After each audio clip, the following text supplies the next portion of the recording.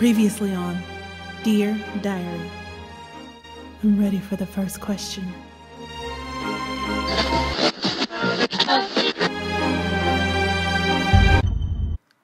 Dear God, I've made it to Grace's. I've laid before her the books of knowledge. I pray you open her mind to receive and strengthen her heart for the upcoming journey. Amen. It's morning. Last night I couldn't sleep. I was tossing and turning all night, all because I told Mystery I was ready for the first question, and all she did was look at me and say, "Good. Before we jump in, you must get some rest." I was so confused.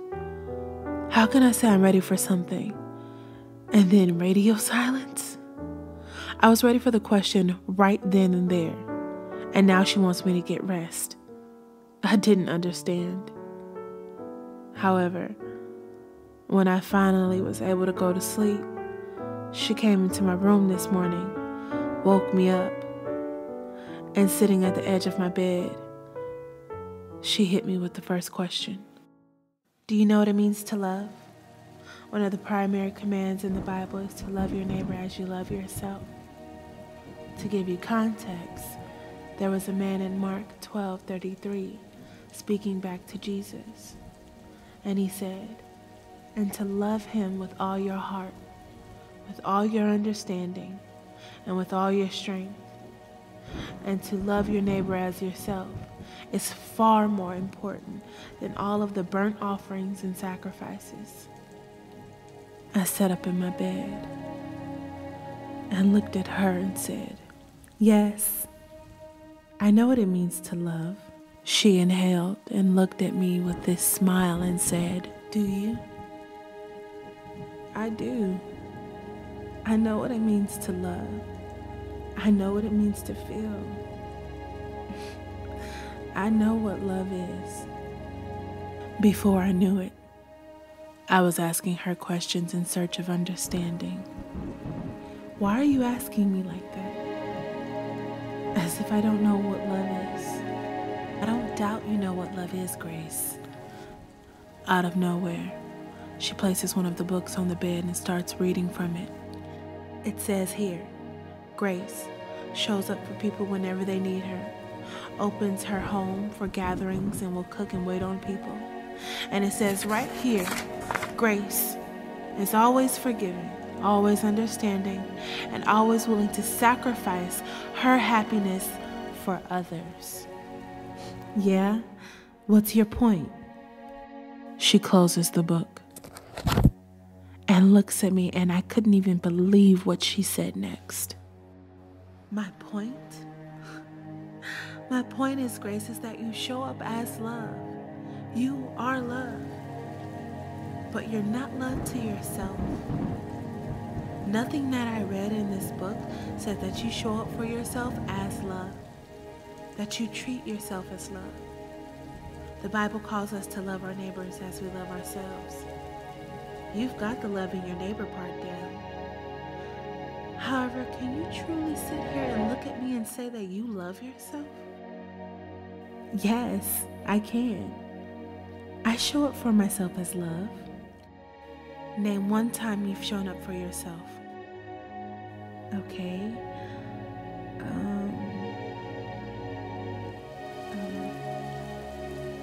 It hit me, and tears began to stream down my face.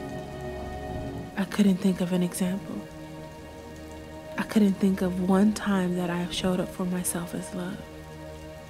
So I asked her, how could this be? I can't think of one instance where I showed up for myself as a love. Grace, you've been hurt so much. You've grown accustomed to being love outwardly, but inwardly you haven't healed from all your hurt. All of the times your heart was broken, all of the times people walked away from you. And that's what we have to deal with first before we can move forward. Because, Grace, in order for you to have everything that God wants for you, you're going to have to truly, wholeheartedly let go and allow your heart to truly be cleansed. Tears flowing down my face like a river.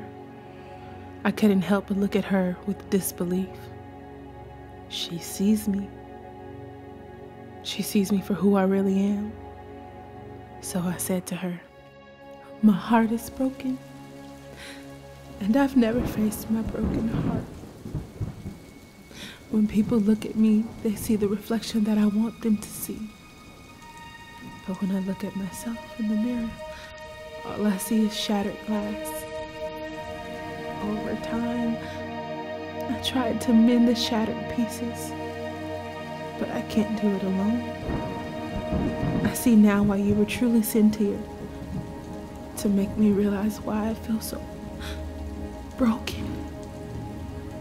Sent here so God can truly fix my broken heart." As I wiped away the tears from my face, I looked at her and said, "You were right. I can't do this without you." So I asked a question that most wouldn't ask. I asked, "Where does the true healing start?" As I continued to wipe the tears from my face, I looked up at her. She was handing me tissue, and with glossy eyes and a smile on her face, she said to me, "Right here. This is how the process starts.